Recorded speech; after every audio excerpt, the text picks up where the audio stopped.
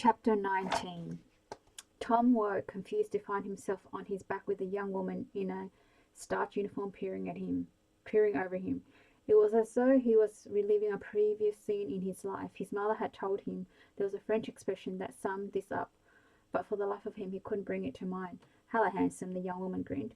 He groaned. "Where? You're in the casualty hospital. I'm Jenny, but everyone calls me Jelly. Always have since primary school." She chuckled, smacked her wide hips. "What's your name?" He was sure that they would have checked his pockets and wallets, so this was likely to test to be sure he hadn't cracked his head too badly. "Tom Catchlove," he ground out.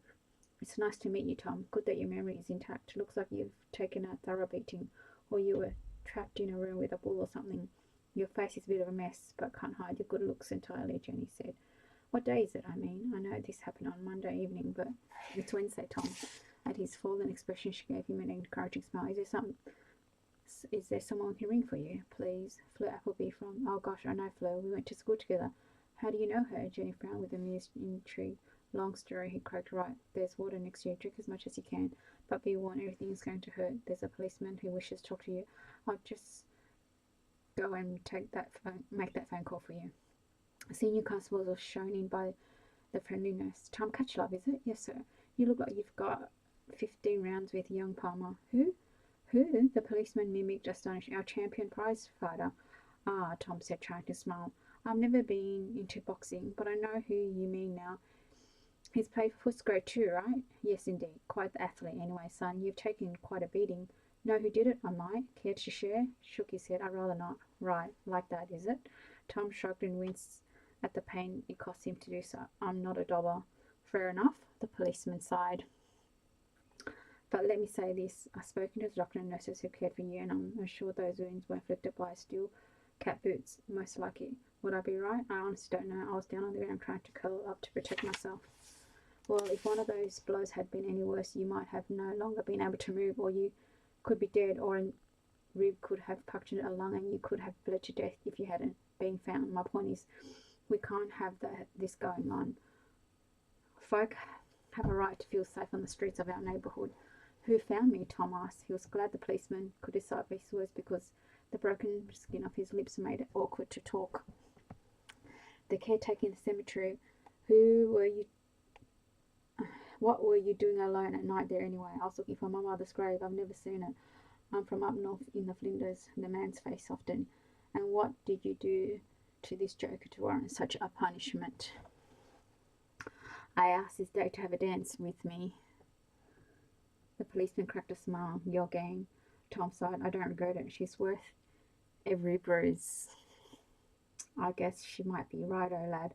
I admire your resilience, and I do get that you don't want to dob someone in, but you need to know we don't tolerate this kind of serious breach of behaviour. It wasn't just a bit of a biffo, Tom. This was dangerous, and you need to think about the next person this fellow might attack. They might not be so lucky. I just want to give him a clear warning that if I hear of him again in this situation, I'll drag him off. He needs to be afraid of the next time he loses his cool." Tom nodded. "I don't think he'll do it again. His mates were happy, so they won't help him, and I don't think he's a coward really." "Needs a pack?" Tom nodded. "Ah, well, right. If you change your mind and you want to press charges, I'll listen. Think on it for a few days while you heal. I'm going to keep my file open on this for a little longer. Sound fair?" "Thank you, sir." "All right, lad. You take care. Remember, you don't have to be a hero." Irma reached for the phone and put on her posh voice. "Appleby's residence. Irma Appleby here." "Oh, hello, Mrs. Appleby. It's Jenny Dooner from the hospital." "Oh, poor Henry," she began, making a presumption. "No, it's not your husband. I'm actually hoping to speak to Fleur if she's around." "She's not," Irma said dully, trying to dampen the sound of the disappointment. "I have no idea where she is." "Right, well, wonder if I could leave a message for you, please, if you must." "Are you a nurse?" "A sister, actually." "And what do you want with my stepdaughter?" "If you could let her know that Tom Catchlove is with us at present, we will, and he asked us to contact her." "Catchlove," Irma repeated, playing it ignorant but intrigued as to what Fleur's new friend was doing in the hospital. "He's Fleur new beau, surely you know." "Oh, Tom," Irma said, sounding overly friendly now. "Sorry, dear, my mind's messed at the moment, as poor Henry has been so unwell.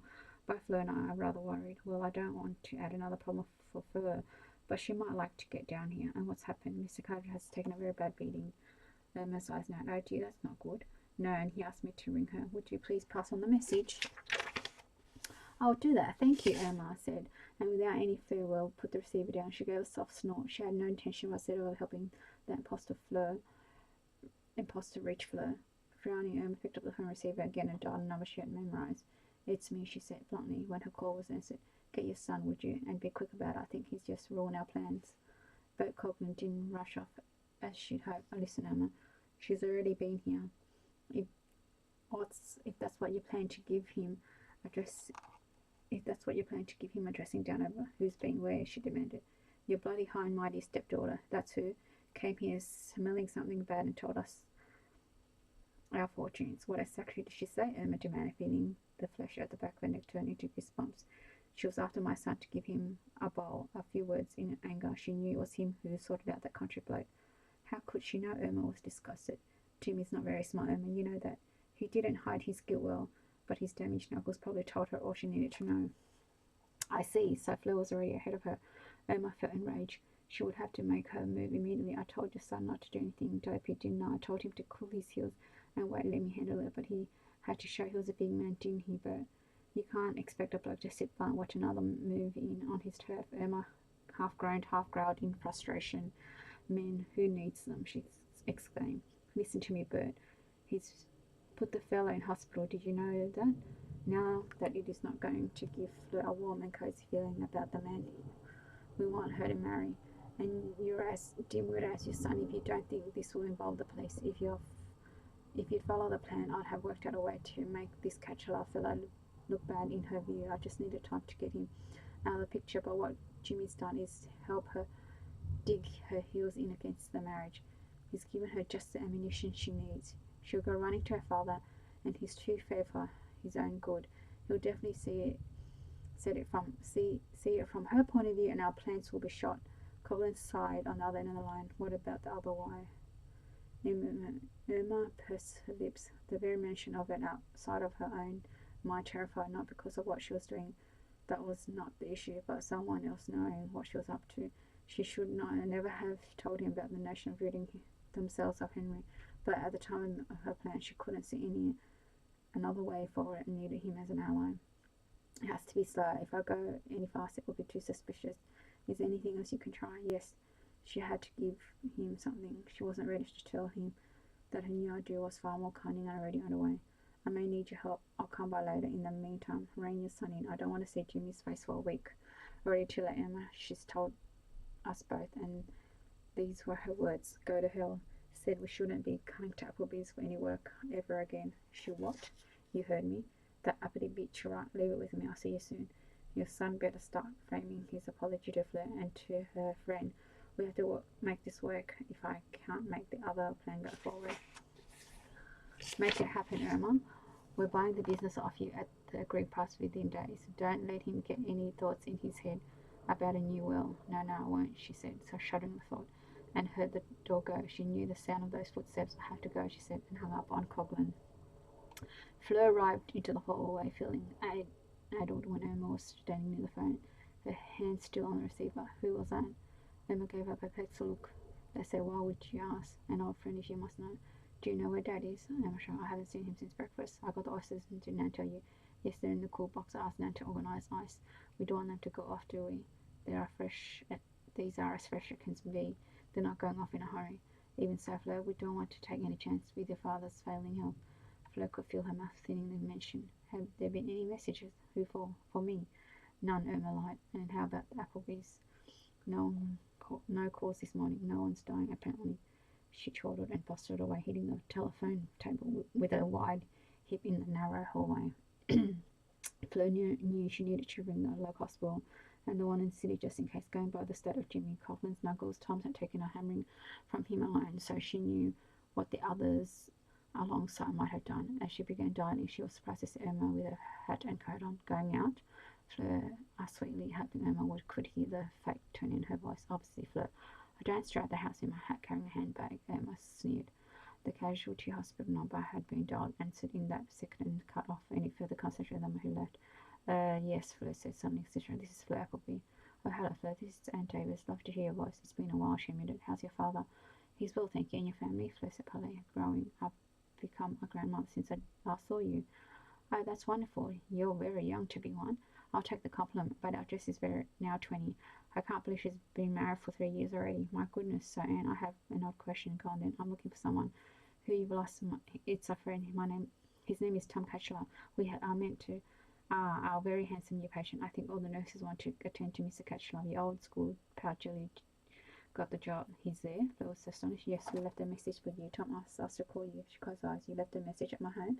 Yes, Irma apparently took it from Irma not so long ago. I heard her speaking with your stepmother. I thought you were returning the message.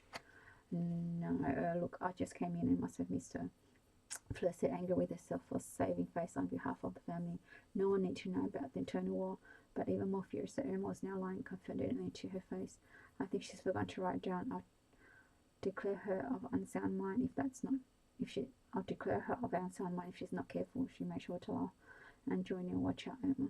Well, Tom came in early yesterday morning, but he was out for a good long while. I've been looking for him. He was invited for dinner Tuesday evening and didn't make it to our house. I gather he was attacked.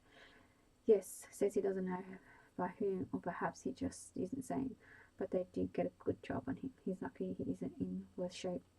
Fleur's heart sank, and yet she forced herself to feel grateful. He was alive, getting the right care. Can we walk?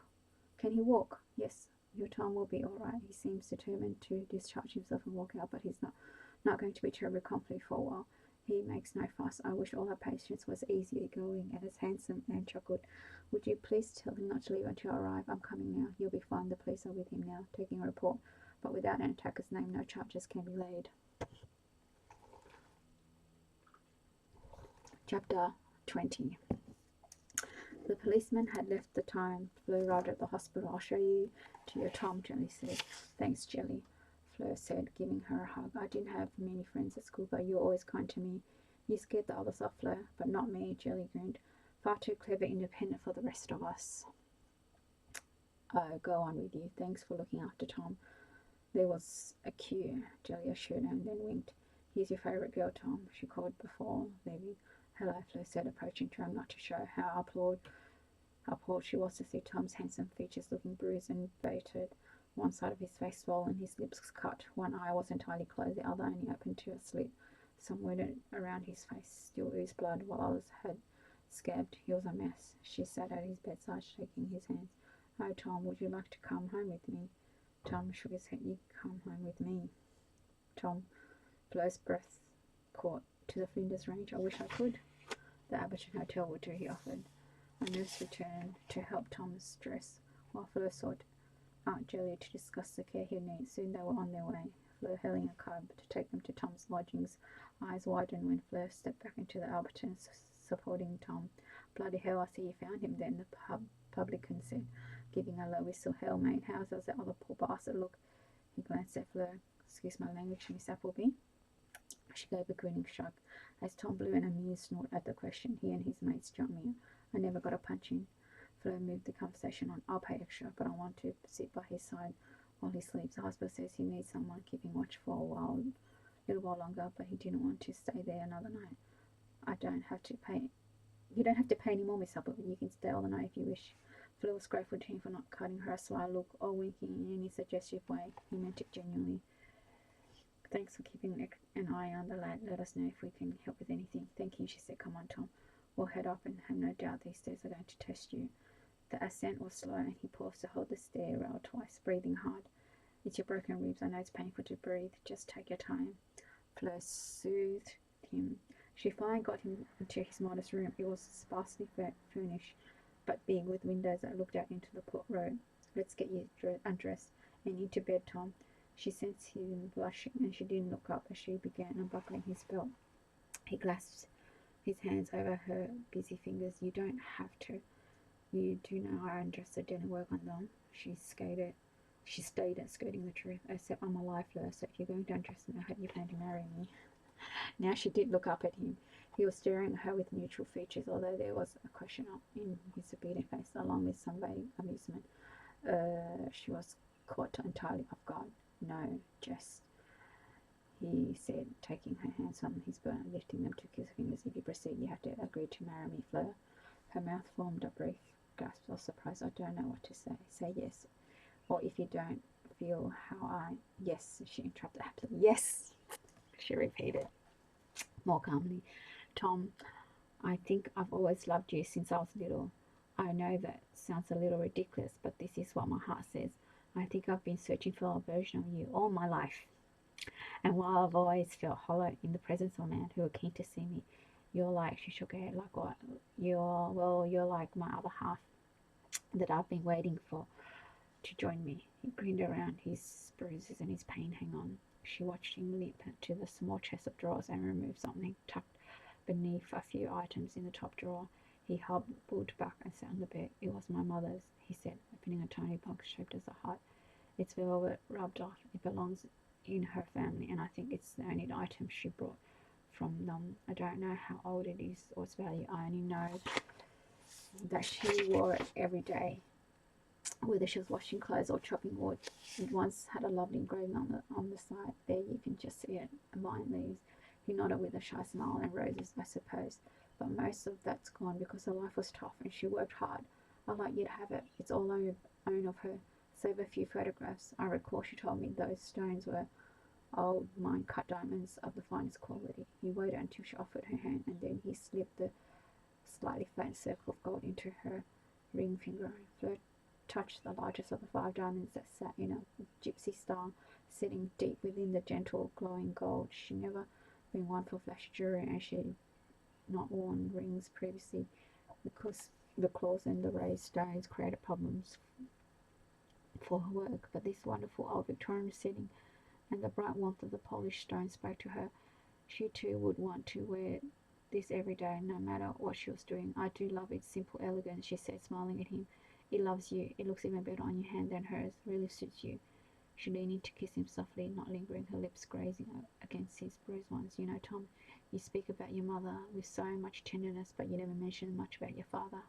And the remark, like a key, opened some sort of locked door into their already emotionally heightened mood, and Tom began to talk. By the end of it, both of them still perched on his bed, holding hands. She knew his story, all of it as best as all of it as best he could explain. Tom stopped as abruptly as he had begun and shrugged.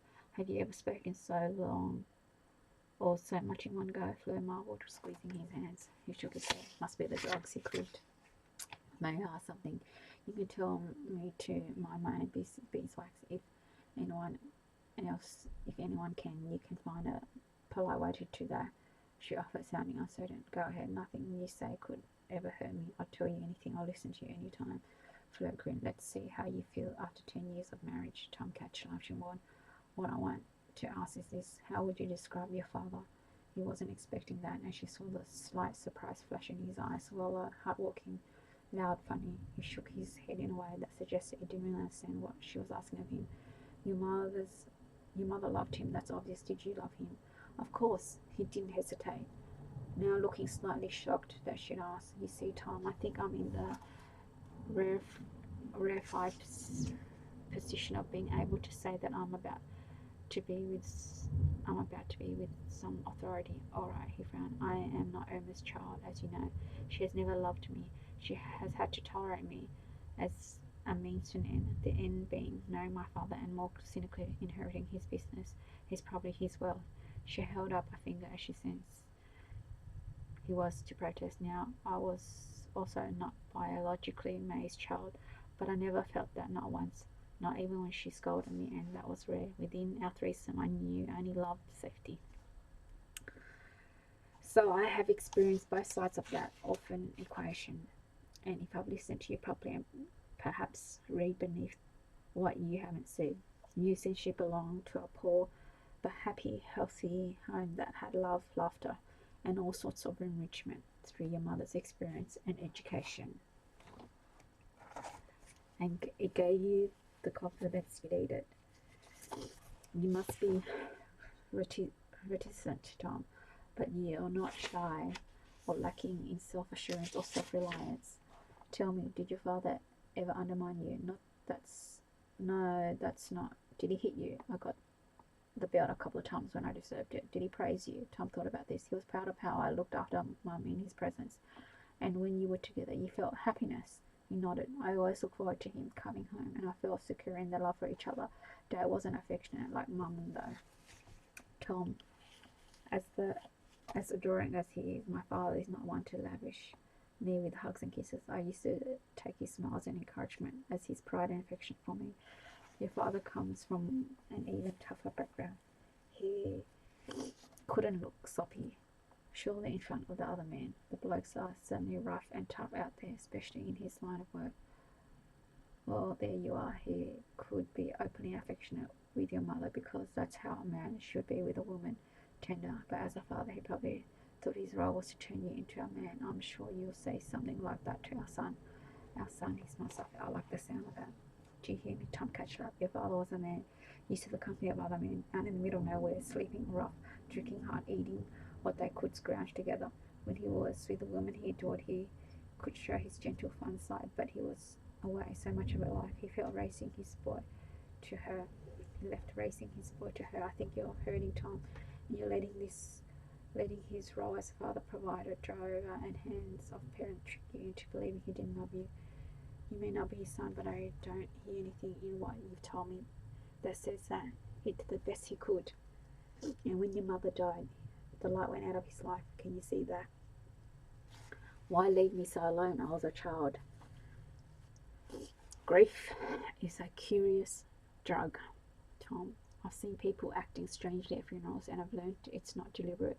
Your father probably never recovered from losing the love of his life, and you can imagine all the guilt he felt, the blame he allowed himself to bear for her death.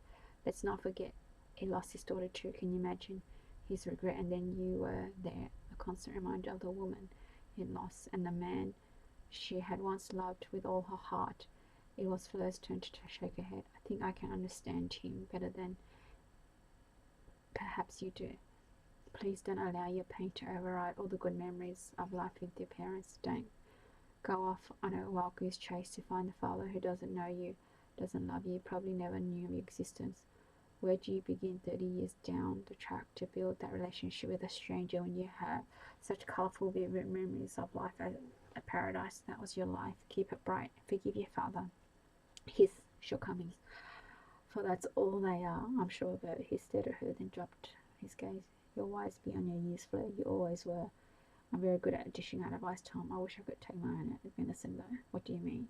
Well, here I am, blithely telling you to let go of your demons, but I can't let go of what Irma's done and is still doing. It's different, is it? Yes, because if you're right, then my father was simply careless, whereas what Irma's up to is willfully committing a crime. If that's so, then it needs to be revealed. Fleur gazed at him for several heartbeats before finally giving a firm nod that accompanied a relaxing of her shoulders. Thank you, she said, then sighed, leaning into him. For what? For being top catcher, your fiancé. He reminded her. Fleur chuckled and looked at the ring once more. Hard to believe and wonderful at the same time. She kissed him again. Clearly now I have permission to undress you. He laughed. I tricked you into saying yes to marry me because I'm helpless to stop you, if I'm being honest. Happy to be tricked. Lie back, she said in a mock stern tone filled with levity. With great care she began to remove the clothes that the nurse had helped him into. She paused at each wince and let him breathe through the pain. With his shirt off, she could see the ravages of Jimmy Coleman's steel-cap boots. The bruises was like a painting made by a drunken artist who lost his mind to the brush, with splotches of colour in some parts and trails of pigments in others. The word purpura echoed in her mind from her training in physiology. She often looked at bruising in the elderly known as senile purpura, when the skin had become papery, more prone to injury and the small tears. Some of Tom's bruises looked deeply angry, while others were still finding their wrath. There were more that looked like they were sympathizing and trying to share the burden, showing pinpricks of purple and red. The last was known as Patricia. She was showing off to herself, she thought. Perhaps she was anchoring her mind against the nervousness she felt at being this close and intimate with a man who was alive and capable of returning her stares and her actions. The nurses had shown her where the ribs were broken or cracked and drew her attention to the more serious hematoma on one side, which they treated with ice and wrapped in a crepe bandage for compression. She reached gently for those places now, as though her hands might heal him. as she laid her cool fingers upon them. Jimmy did a good job, Tom said, staring at the ceiling and having a brief rest now that his jacket and shirt were off.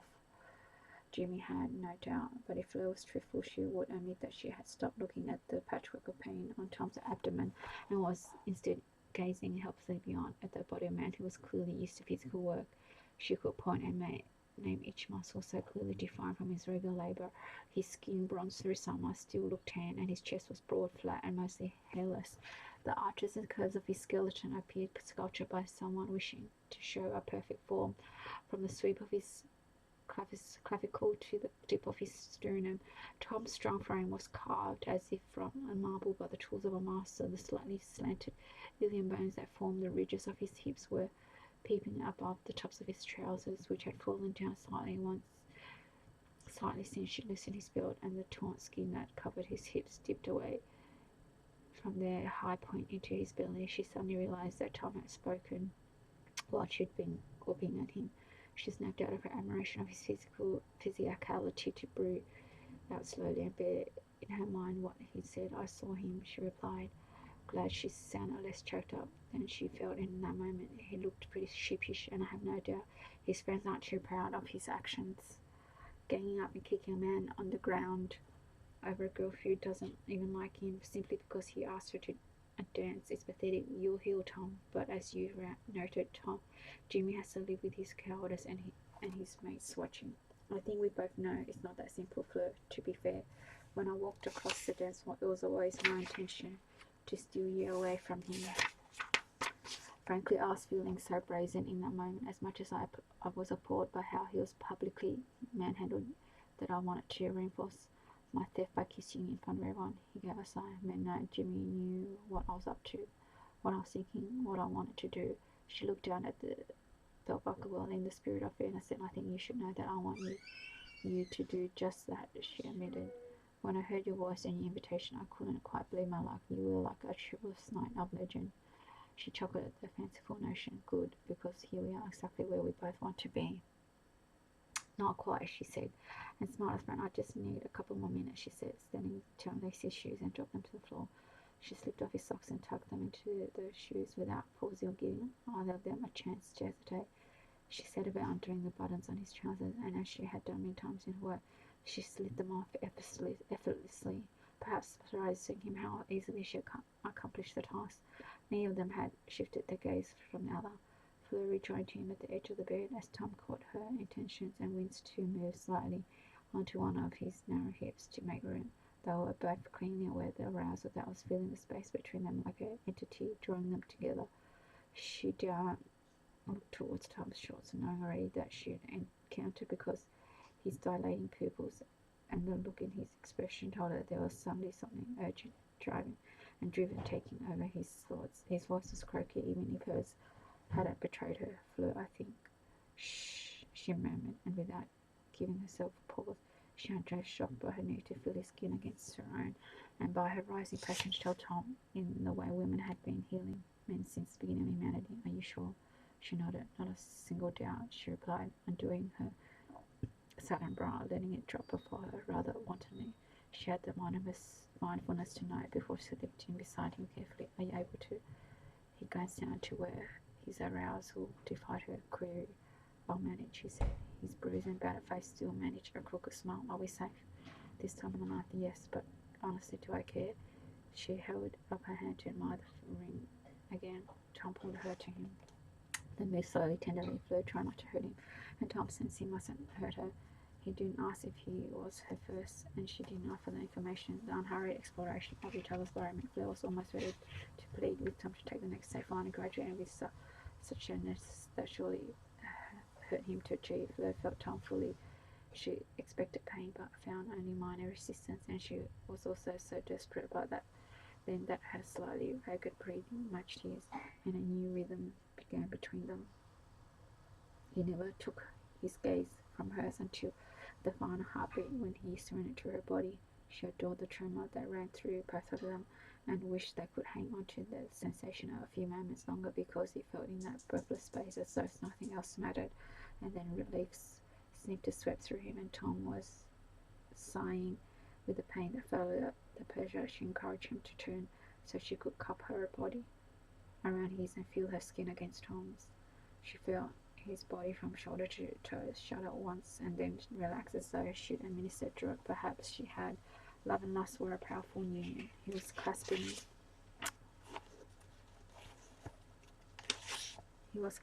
one of her hands, the one that wore his ring, against his firm, warm belly.